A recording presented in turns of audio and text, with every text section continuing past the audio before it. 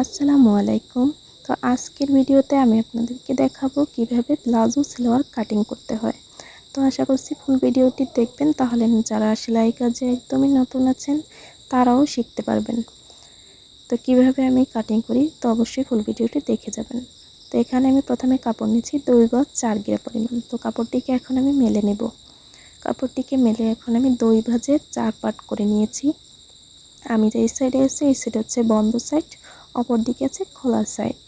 তো বন্ধ সাইড থেকে মেজারমেন্ট নিতে হয় আর খোলা সাইড থেকে কাটিং করতে হয়।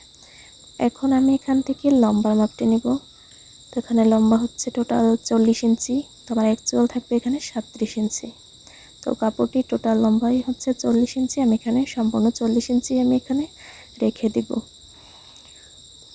তো সালোয়ার কাটিং করার ক্ষেত্রে কিন্তু আপনি লম্বা যা নেবেন তার থেকে 3 ইঞ্চি বাড়িয়ে নিতে হয়। তো এখান থেকে আমি ইঞ্চি ফিতেটিকে এভাবে ধরে ছোট ছোট করে মার্জিন টেনে নিচ্ছি এখানে রাবার ভাঙার জন্য। তো 1.5 ইঞ্চি পরিমাণ এখান থেকে আমি রাবার ভাঙার জন্য নিলাম।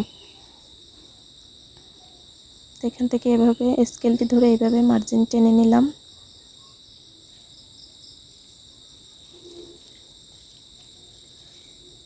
এখন আমি এখান থেকে এভাবে ধরে আমি হাইয়ের মাপটি নেব।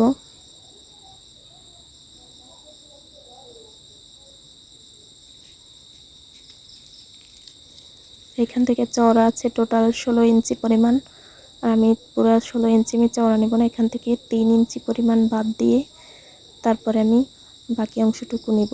তো এখান থেকে 3 ইঞ্চি আমি ডাউন করে দিলাম। তো খোলা সাইড থেকে কিন্তু এখানে কাটিং করতে হবে। তো এখান থেকে আমি 3 ইঞ্চি পরিমাণ ডাউন করে দিব। আর এখান থেকে আমি টোটাল 15 ইঞ্চি পরিমাণ হাই নিলাম। তো রাবার ভাঙার অংশ বাদ দিয়ে আমি 15 ইঞ্চি হাই নিয়েছি। তো এখান থেকে আমি মার্জিন টেনে নিলাম হাইয়ের অংশে। এখন এখান থেকে এই দাগটি বাঁকা করে মিলিয়ে দিতে হবে। তো হাইয়ের জন্য এভাবে আমি বাঁকা করে দাগটি মিলিয়ে দিলাম। আর এখান থেকে একটি রাউন্ড দিয়ে নিতে হবে।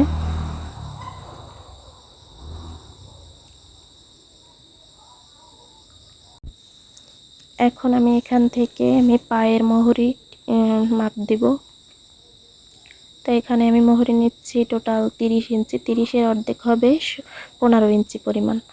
তো 15 ইঞ্চি এখান থেকে একটি মার্জিন টেনে নিলাম, সাথে আরও 1 ইঞ্চি নিচ্ছে এক্সট্রা সেলাই করার জন্য। এরপরে স্কেলটিকে এইভাবে ধরে তারপরে দাগটি মিলিয়ে দিতে হবে।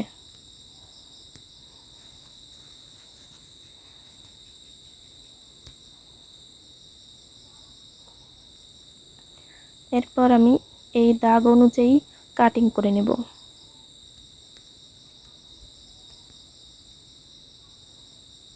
তো এই সাইড থেকে আমার সম্পূর্ণ অংশ মেজারমেন্ট নেওয়া শেষ, এখন কাটিং করার সময়।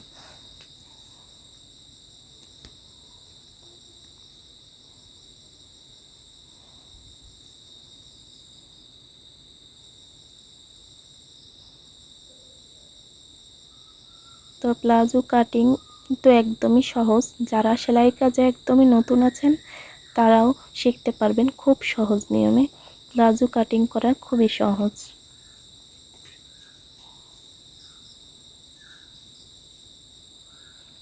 এখন আমি হাইয়ের অংশটুকু কেটে নেব।